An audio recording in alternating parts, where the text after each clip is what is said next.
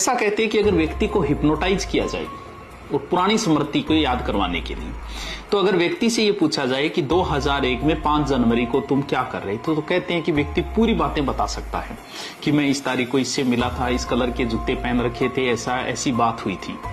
तो ये कहते हैं कि प्रकृति ने हमें एक एक्स्ट्रा ये दिया है कि जो चीजें हमारे काम की नहीं है, हमारा दिमाग उन चीजों को साइड में लगा देता है, यानी कूड़ेदान में डाल देता है। वो कूड़ेदान में पड़ी है वहां डाल देता है, ताकि कहते हैं कि सारी चीजें अगर व्यक्ति के याद रहे तो व्यक्ति पागल हो जाए। अगर एक दिन की हमें सारी चीज याद रह जाए तो व्यक्ति पागल हो जाएगा। इसीलिए पागलपन से बचने के लिए जितना भी कचरा है, जो काम की चीजें नहीं है, उन्हें दिमाग हटा के दूसरी जगह डाल देता है। एक दिन का याद रहने का मतलब, जैसे सुबह उठे बुर्ज किस कलर का था, आपको जो गाड़ियां मिली उसके नंबर कितने थे, कौन मिला, शर्ट कैसी थी, जूते का कलर क्या था, ऐसी अगर सारी बात एक दिन की याद रह जाए तो भी व्यक्ति पागल हो सकता है।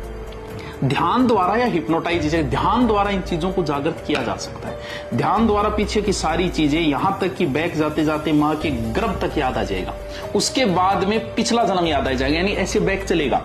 तो कुछ लोग जिन्होंने ध्यान किया वो पिछले जन्म की बातें भी उनकी याद होगी, लेकिन ऐसा परिपूर्ण किसी गुरु के निर्देश में ही हो सकता है। अगर आपने ऐसा कोशिश किया पिछले जन्म को याद कर, तो अपने तो ऐसे ही कचरा भरा पड़ा है, पिछले जन्म का कचरा और आ जाए। जैसे ऐसे मान लो कि जो सारा कबाड़ पड़ा है वहां आप घुस गए, आपकी समझ में ही नहीं है, तो व्यक्ति पागल भी हो सकता है अगर पिछले जन्म की बातें याद आ जाए। इसलिए प्रकृति ने ऐसी व्यवस्थाएं की है कि आप कचरा जो भी है वो आप भूल जाते हो और नई चीज इतनी याद रहेगी जितने से आपका काम चलता रहे, आप पागल न हो जाओ।